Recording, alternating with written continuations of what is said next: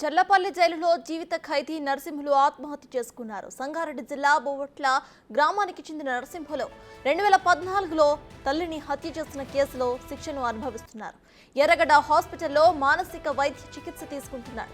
అయితే నరసింహులు నిన్న అధిక మోతాదులో టాబ్లెట్స్ ను మింగేశాడు. దీంతో జైలు సిబ్బంది అతన్ని గాంధీ హాస్పిటల్ కి తరలించారు. అక్కడ చికిత్స పొందుతూ నరసింహులు మృతి చెందారు.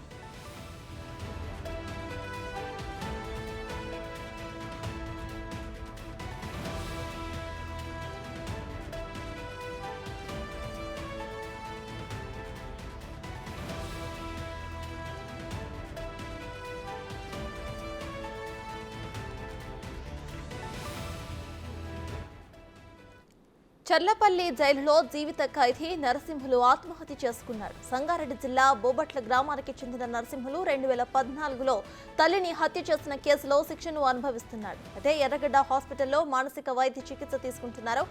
ఇక నరసింహులు నిన్న అధిక మోతాదులో టాబ్లెట్స్ ను మింగేశాడు. దీంతో జైలు సిబ్బంది అతనిని గాంధీ హాస్పిటల్ కి తరలించారు. అక్కడ చికిత్స పొందుతూ నరసింహులు మృతి చెందారు.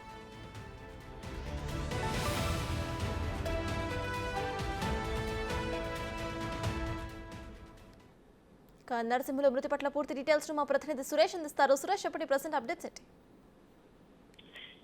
చెర్లపల్లిలోని వ్యవసాయ క్షేత్రం జైల్లో జీవిత ఖైదీగా అనుభవిస్తున్నటువంటి నరసింహులు నిన్న మధ్యాహ్నం సమయంలో నిద్ర మాత్రలు, అదేవిధంగా అతను మానసిక వ్యాధితో బాధపడుతుండటంతో దానికి సంబంధించిన మాత్రలు తరచు వేసుకునేవాడు. అందులో భాగంగానే అధిక మొత్తంలో మాత్రలు మింగేసి అప్రకామ స్థితిలోకి వెళ్లడంతో వెంటనే గమనించిన జైలు సిబ్బంది అతన్ని గాంధీ ఆసుపత్రికి తరలించడం జరిగింది. గాంధీ ఆసుపత్రిలో చికిత్స పొందుతూ నిన్న రాత్రి అతను మృతి చెందడం జరిగింది. దీనిపైనే చెర్లపల్లి పోలీసులకు చెర్లపల్లి జైలు సూపరింటెండెంట్ ఫిర్యాదు చేయడం జరిగింది. ఇట్లా సూసైడ్ చేసుకున్నాడు, ఆత్మహత్య చేస్తున్నాం అని చెప్పేసి ఫిర్యాదు చేయడంతో అతను గాంధీ హాస్పిటల్లో మృతి చెందిన తర్వాత ఆత్మహత్య కేసు నమోదు చేసి దర్యాప్తు చేస్తున్నారు. అయితే నరసింహులు 2014లో తన కన్నతల్లిని హత్య చేసి ఆ తర్వాత జైలుకి రావడం జరిగింది. ఆ కేసులోనే అతనికి జీవిత ఖైదు కోర్టు విధించడం జరిగింది. అప్పటి నుంచి కూడా కోర్టులో ఉంటున్నాడు, జైల్లో ఉంటున్నాడు. అతనికి సంబంధించి మానసికంగా కొద్ది రోజుల నుంచి ఇబ్బంది పడుతుండటంతోనే ఎర్రగడ్డ మెంటల్ ఆసుపత్రికి తరలించి అక్కడ చికిత్స అందించేవారు.